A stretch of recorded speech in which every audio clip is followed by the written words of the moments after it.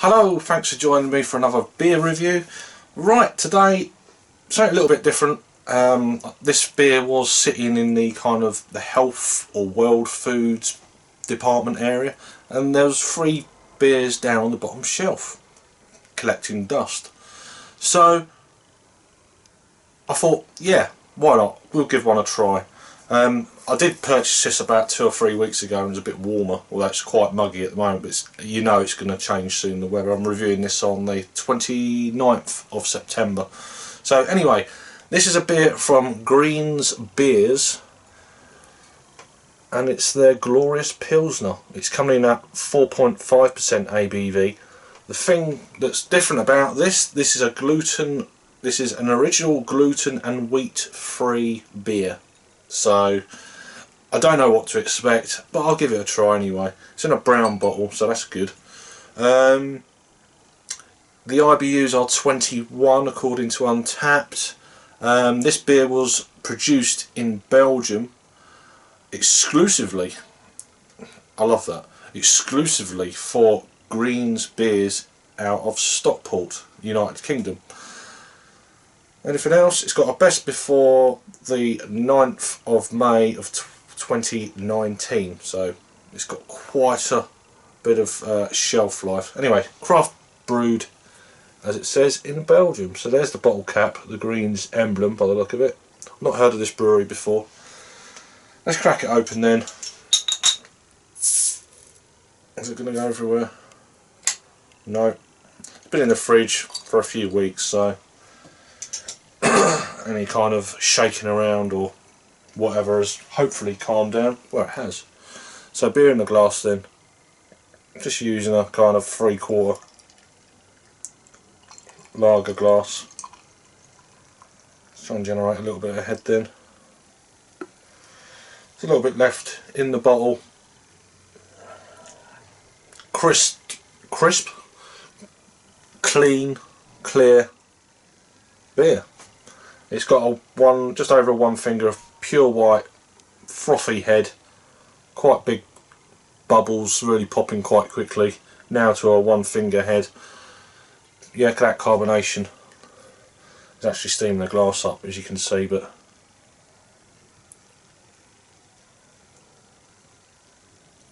yeah, very kind of lemony straw colour, very kind of light. Let's get an aroma then. Big lemony, almost it must be Pilsner malt. To be fair to it, it smells like a raw kind of, almost like a strong Pilsner. Not strong Pilsner, but you know what I mean. It's kind of, there's a lot of that. It's very yeasty, but then being brewed in Belgium.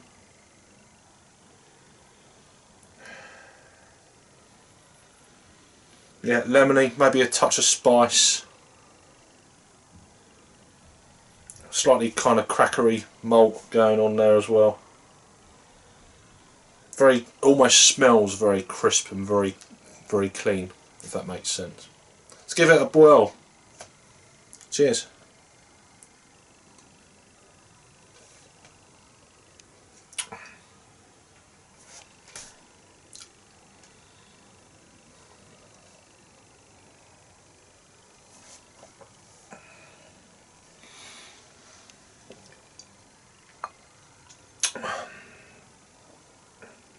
To be fair to it, it's not too bad. As Pilsners go,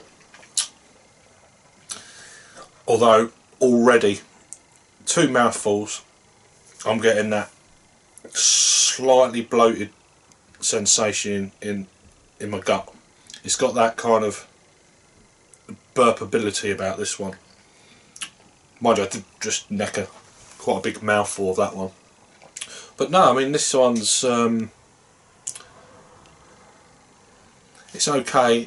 I've had better, I've had worse. At the moment it's one of them kind of middle of the road Pilsners.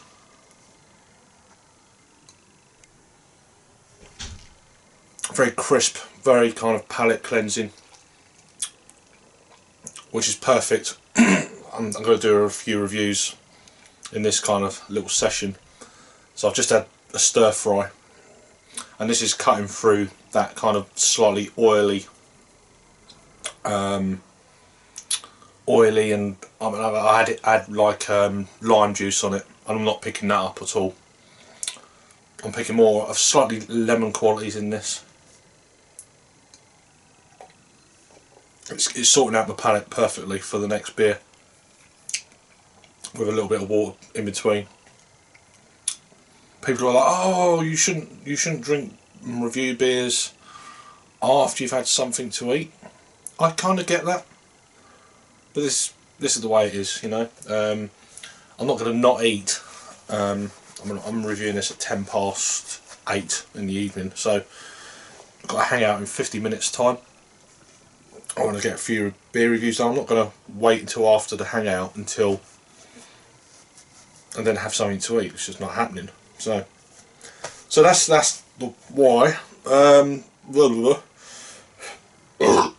That's that burp I mentioned a minute ago. Oh, I'm glad that's out. So this, I don't know what all this means on the bottleneck. It says Brew 2, the original gluten and wheat free beer. The original. There you go. Perhaps there's something I should know and I don't. A classic Belgian Pilsner, light and refreshing, with a hoppy and citrus aromas and hints of vanilla. I wasn't picking up vanilla, to be honest. To me it's more about a kind of a Belgian-y yeast. There is definitely that quality going on. It's definitely got that edge. If you didn't know, I hadn't done no research, I may have guessed that it's got almost like a Belgian blonde ale quality to it, but not quite as intense. Although I'm still picking up, it says wheat free, but it comes across as if there's wheat in it. So I've not had many gluten-free beers, so I haven't really got anything to put this against. It's not the best beer in the world, but I think it was a little bit more expensive. I think it was about £1.40 or something from my local Sainsbury's. So if you're in Sainsbury's, fancies of something different, go and check Green's Beers out. This is their glorious Pilsner. I wouldn't say it's glorious personally, but it's definitely a quaffable beer on a real hot day. It's quite muggy this evening. Anyway, we don't want to know about that. So I'll give it one more taste then and see if I can pick out anything else. It's warming up slightly now, so